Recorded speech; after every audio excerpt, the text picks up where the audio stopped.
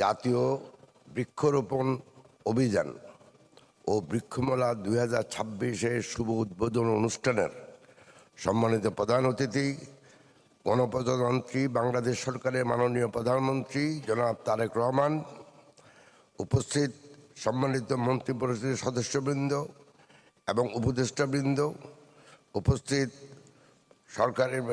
সরকারের আমাদের senior সচিববৃন্দ, excellencies, সরকারি কর্মকর্তাবৃন্দ, বন্য প্রাণী সংরক্ষণ, বৃক্ষরোপণ এবং জাতীয় পরিবেশ পদকপ্রাপ্ত সুধীজন, সুশীল সমাজের প্রতিনিধিবৃন্দ, প্রিন্ট ও ইলেকট্রনিক মিডিয়ার সাংবাদিকবৃন্দ, সম্মানিত সুধীমণ্ডলী, আসসালামু আলাইকুম।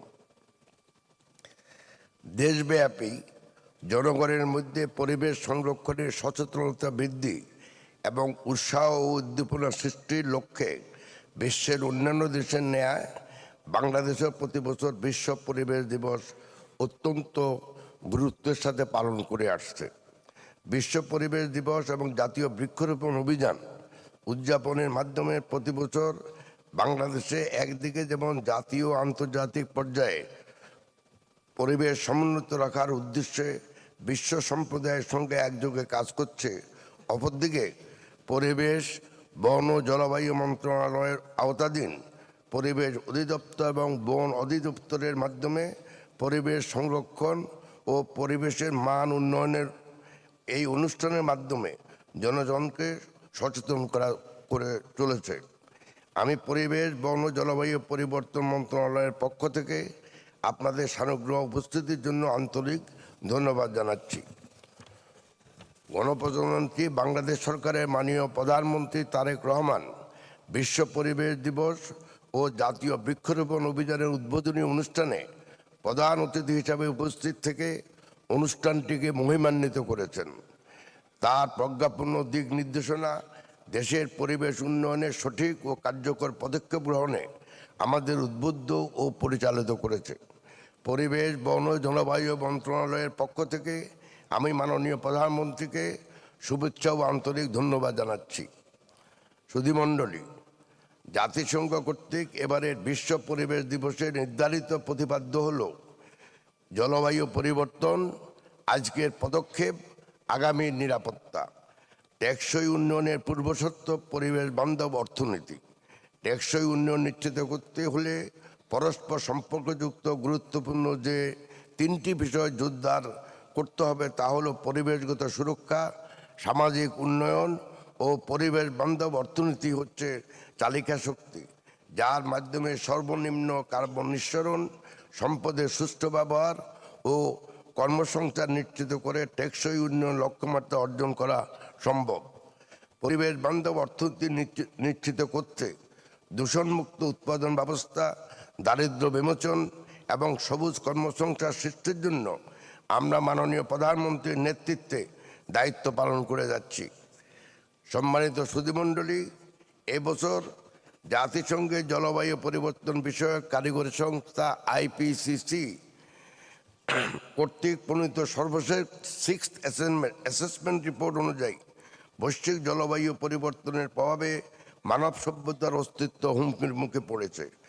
এই মর্মে রেড অ্যালার্ট জারি করা হয়েছে। বর্তমান প্রেক্ষাপটে লবণাক্ততা বৃদ্ধি, কৃষি উৎপাদন ব্যাহত, জলবায়ুজনিত বাস্তুচ্যুতি এবং প্রাকৃতিক দুর্যোগের তীব্রতা বৃদ্ধি বাংলাদেশের জন্য গভীর উদ্বেগের বিষয়। বিশ্বব্যাংকের এক রিপোর্ট অনুযায়ী 2024 সালে বাংলাদেশের চরম তাপমাত্রা ও তাপজনিত স্বাস্থ্য সমস্যার কারণে অর্থনীতিতে প্রায় 1.78 বিলিয়ন মার্কিন ডলার ক্ষতিগ্রস্ত হচ্ছে, যা দেশের জিডিপির প্রায় আনুমানিক 0.4%। সরকার শিল্প দূষণ হ্রাসের মাধ্যমে পরিবেশ সংরক্ষণ নিশ্চিত করার লক্ষ্যে মনিটরিং এবং এনফোর্সমেন্ট কার্যক্রম জোরদার করেছে। দূষণকারী প্রতিষ্ঠানকে শাস্তি ও ক্ষতিপূরণ আরোপ করার পাশাপাশি পরিবেশ সংরক্ষণে গুরুত্বপূর্ণ অবদানের জন্য জাতীয় পর্যায়ে স্বীকৃতি প্রদানের মাধ্যমে বিভিন্ন সেক্টরকে এবং সর্বোপরি পুরো জাতিকে পরিবেশ সংরক্ষণ ও পরিবেশ বান্ধব কার্যক্রমে উদ্বুদ্ধ করার লক্ষ্যে জাতীয় পরিবেশ পদক প্রবর্তন করা হয়েছে। এই বছরও মাননীয় প্রধানমন্ত্রী বিভিন্ন ক্যাটাগরিতে জাতীয় পরিবেশ পদক 2025 প্রদান করবেন। পরিবেশ পদক প্রাপ্ত সকলকে আমার আন্তরিক অভিনন্দন জানাচ্ছি।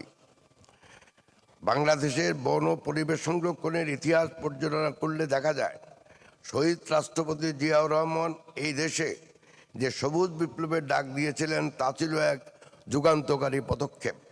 তিনি আমাদের শিখিয়েছিলেন কিভাবে খাল খনন আর বৃক্ষরোপণের মাধ্যমে একটি দেশকে স্বনির্ভর ও সবুজ করে তোলা যায়। সেই সবুজ বিপ্লবের চেতনাকে অন্তরে ধারণ করে আমাদের সরকার প্রকৃতি ও পরিবেশ রক্ষায় এক যুগান্তকারী রূপকল্প অর্জনের জন্য কাজ করে যাচ্ছে। মাননীয় প্রধানমন্ত্রী তারেক রহমান নির্বাচনী ইশতেহারে বন রক্ষা এবং বন্যপ্রাণীর আবাসস্থল সংরক্ষণ এবং এটা পরিপূরক। বন না থাকলে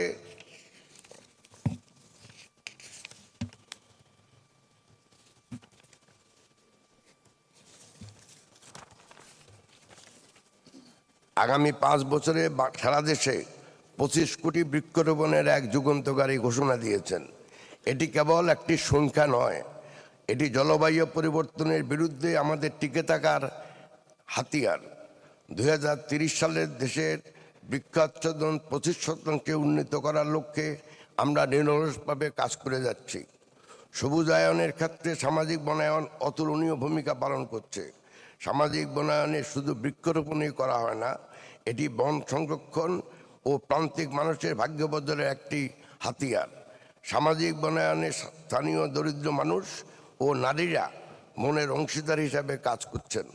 সামাজিক বনের আবর্তনকালে উত্তীর্ণ হওয়ার পর আহরিত বনজ সম্পদের বিক্রয়লব্ধ অর্থের বড় অংশ পাচ্ছেন এই অংশীদারেরা, যা প্রমাণ করে যে বনায়ন ও দারিদ্রতা বিমোচন একে অপরের সাথে সম্পর্কিত। একই সাথে বনাঞ্চল রক্ষায় সহব্যবস্থাপনা ও সহযোগিতামূলক বন ব্যবস্থাপনা বাস্তবায়ন করা হচ্ছে।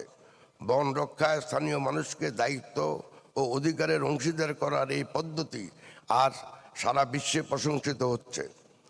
বনায়নের ক্ষেত্রে আমরা গতানুগতিক ধারা থেকে বেরিয়ে এসেছি। এখন আমরা গুরুত্ব দিচ্ছি স্থানভিত্তিক প্রজাতি নির্বাচন। দেশের কোন অঞ্চলের মাটি ও পরিবেশ কোন গাছের জন্য উপযোগী তা বৈজ্ঞানিকভাবে নির্ধারণ করে বনায়ন করা হচ্ছে। আমাদের উপকূলীয় অঞ্চলে তৈরি করা হচ্ছে শক্তিশালী সবুজ বেষ্টনী, যা ঘূর্ণিঝড় ও জলোচ্ছ্বাসের বিরুদ্ধে প্রাকৃতিক দেওয়াল হিসাবে কাজ করছে। আমরা বিলুপ্ত প্রায় ও বিপন্ন উদ্ভিদ প্রজাতি সমূহ সংরক্ষণে সর্বোচ্চ গুরুত্ব দিচ্ছি। বিলুপ্ত প্রায় প্রজাতির চারা উৎপাদন করে তা পুনরায় প্রকৃতি ফিরিয়ে দেওয়ার কার্যক্রম জোরদার করা হয়েছে। বন রক্ষা আর বন্যপ্রাণীর আবাসস্থল সংরক্ষণ পরস্পরের পরিপূরক। বন না থাকলে বন্যপ্রাণী থাকবে না, বন্যপ্রাণী না থাকলে বনের ভারসাম্য নষ্ট হবে। আমরা আমাদের বনাঞ্চলকে বন্যপ্রাণীর জন্য নিরাপদ অভয়ারণ্য হিসাবে গড়ে তুলতে কাজ করছি। টেকসই পরিবেশ গড়ে তুলতে সরকারের পাশাপাশি জনগণের সচেতন অংশগ্রহণ অপরিহার্য।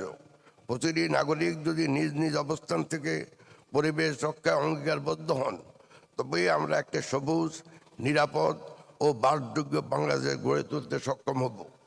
বিশ্ব পরিবেশ দিবস ও পরিবেশ মেলা 2026 এবং জাতীয় বৃক্ষরোপণ অভিযান ও বৃক্ষমেলা 2026-এর শুভ উদ্বোধন উপলক্ষে মাননীয় প্রধান অতিথি সানুগ্রহ উপস্থিতি আমাদের সকলকে পরিবেশ সংরক্ষণে অনুপ্রাণিত করবে। সকলের পক্ষ থেকে আমি মাননীয় প্রধান অতিথিকে আন্তরিক ধন্যবাদ ও কৃতজ্ঞতা জানাচ্ছি। আপনাদের সকলকে ধন্যবাদ। আল্লাহ হাফেজ। বাংলাদেশ জিন্দাবাদ।